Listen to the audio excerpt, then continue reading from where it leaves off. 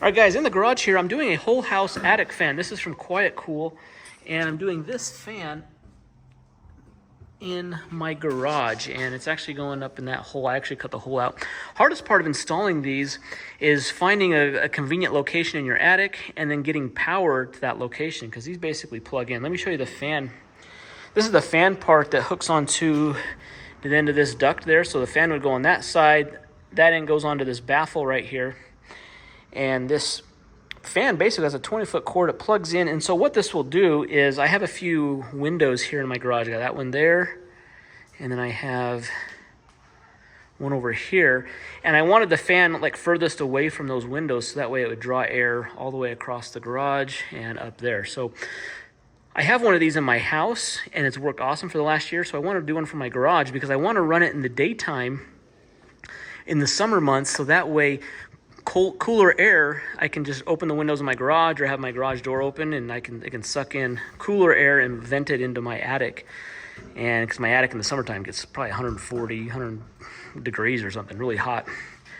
Because I can't use the one in my house if it's super hot outside. If it's 85 degrees outside, I'm not using the one in my house, so I'm going to use this one. So now, QuietCool does make a garage-specific model. It's probably for smaller areas, maybe smaller attic areas, maybe a 2 or 3 car garage. Mine's a 1,800 square foot garage. I wanted more CFM, a bigger fan, a bigger unit, and I wanted to be able to have that flexible duct that I could move it to a different part of my attic to blow to the main part of my attic, essentially. So this garage model is nice, especially if you have maybe smaller garage space and you want to cool off your garage, cool your attic. They do have that specific one, but that's why I chose this classic series, the one with a flexible duct, so that way I could have a little more flexibility and more cooling power.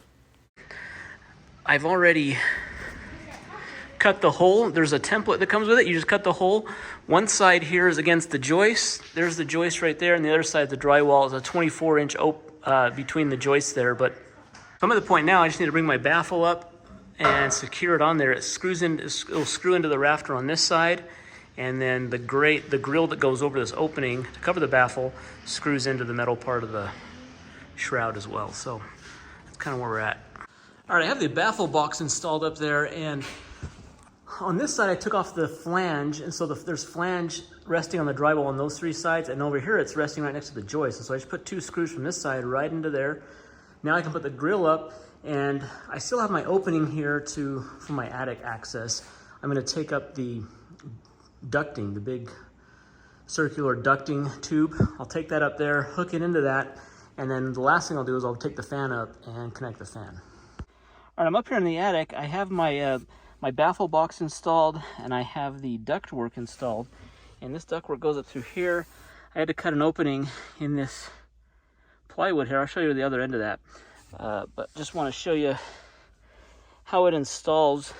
You put down the template here and just trace around it. You're going to cut the drywall out, but I have it resting against this joist here, but it's not big enough to go all the way across to this joist.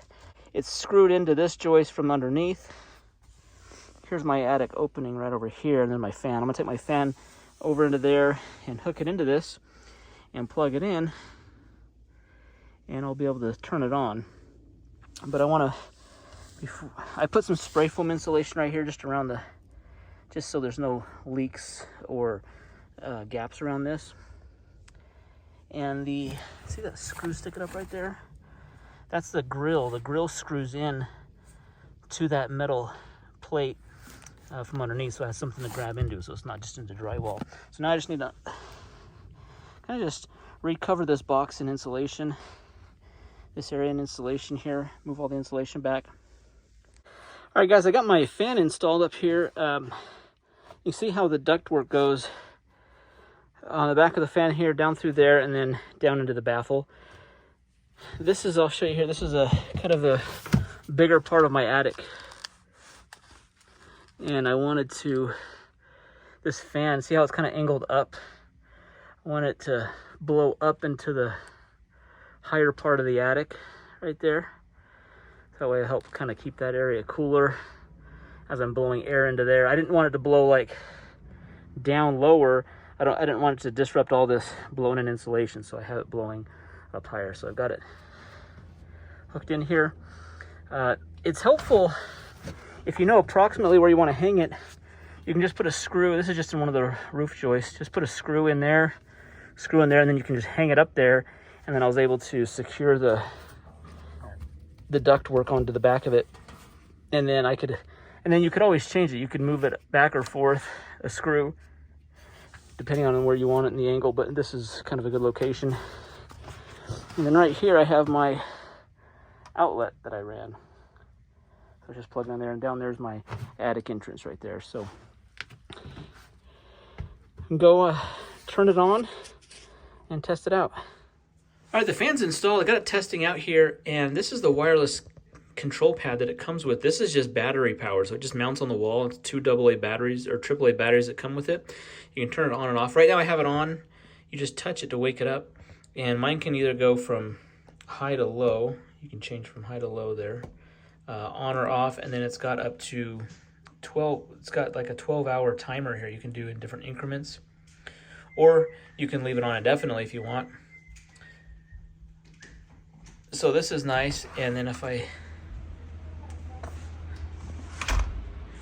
out here, you can tell this is on high. If you can hear how loud it is. Not really too loud from right here. So just outside my garage here at the peak of my roof, see there's a vent at the very top there. I have a fan. Let me see if you can hear that. It's on high. It's the QuietCool attic vent fan, and I installed that about a month ago, and it's been working awesome. And it turns on at different temperatures, turns off when it drops below a certain temperature. So air is being blown out of there, and then through my garage, air is being pushed up into the attic from my whole house fan. So when you pair an attic vent fan and a whole house fan together, it's really going to help circulate the air better and cool down your attic. All right, guys. Well, thanks for watching the video. Be sure to see the links down below of my other QuietCool videos of the whole house fan in my house, my attic vent fan.